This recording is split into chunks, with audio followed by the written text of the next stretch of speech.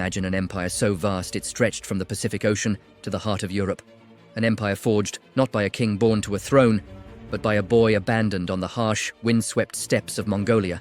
This is the story of that boy, Temujin, and how his unyielding ambition and extraordinary courage gave birth to the Mongol Empire, changing the course of history forever. It's a tale of destiny, of a leader who rose from nothing to conquer the world, leaving behind a legacy that still echoes through the centuries. The world Temujin was born into was a brutal one. The Mongolian steppes were a patchwork of warring tribes, a place where life was cheap and survival was a daily battle against starvation, the elements, and your fellow man. At just 9 years old, Temujin's life was shattered. His father, a minor tribal chief, was poisoned by a rival clan. The boy, his mother, and his siblings were cast out, left to fend for themselves in the unforgiving wilderness. They survived on roots, rodents, and the sheer will to live. These years of hardship were not just about survival. They were a crucible, forging the iron will and ruthless pragmatism that would define the man he was to become. He was hunted, enslaved, and betrayed.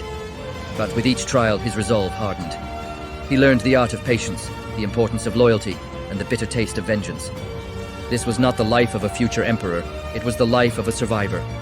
A lesson in human nature taught in the cruelest classroom on earth. It was in these dark times that the seeds of his destiny were sown, a burning desire to end the chaos, to unite his people, and to ensure that no one would ever suffer the injustices he had endured.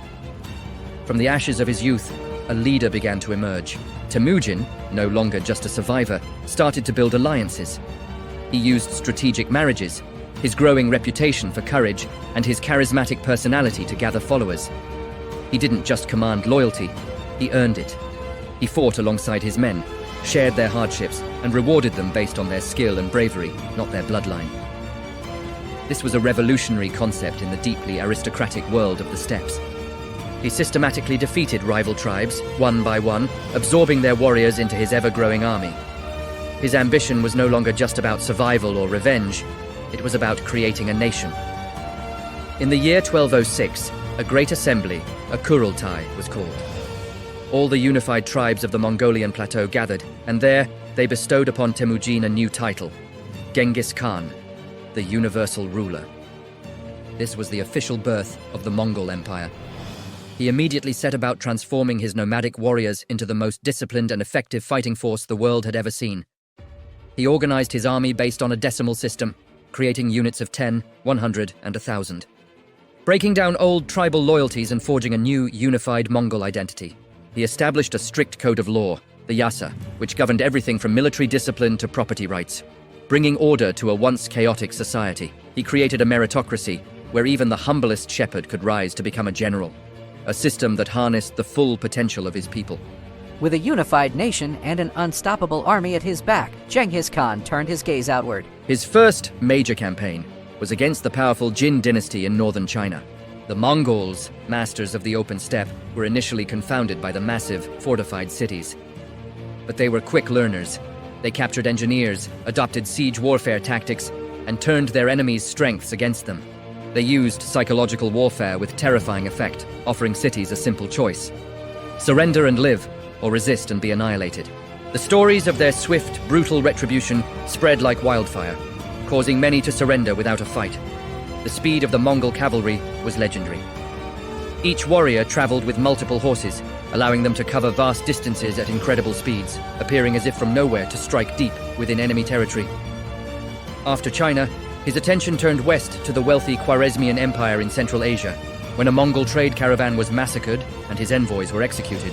Genghis Khan unleashed the full might of his empire in a campaign of total war.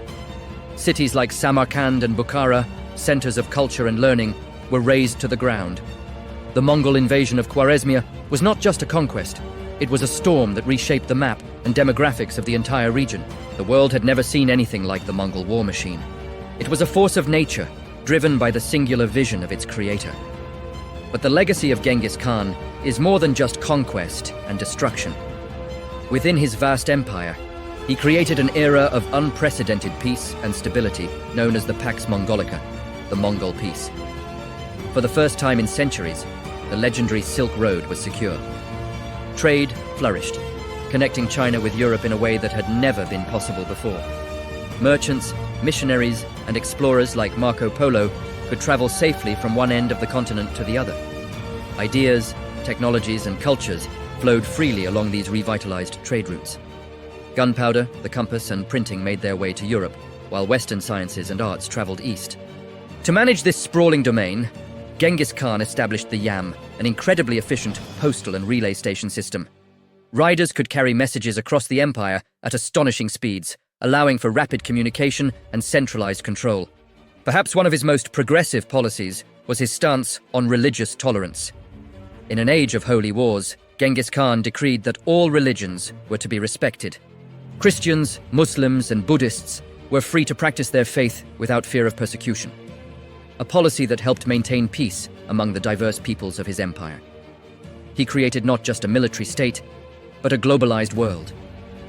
The journey that began with a boy abandoned on the steppes came to an end in 1227. Genghis Khan died during a campaign, his final resting place a secret kept to this day. But his legacy was already immortal. He had transformed a scattered collection of warring tribes into a force that built the largest contiguous land empire in human history. His story is a powerful testament to leadership and vision. It teaches us that our circumstances do not define our destiny. It is our courage, our wisdom, and our ambition that shape our world. The Mongol Empire eventually fractured, but the world it created, the connections it forged, and the lessons of its founder endure.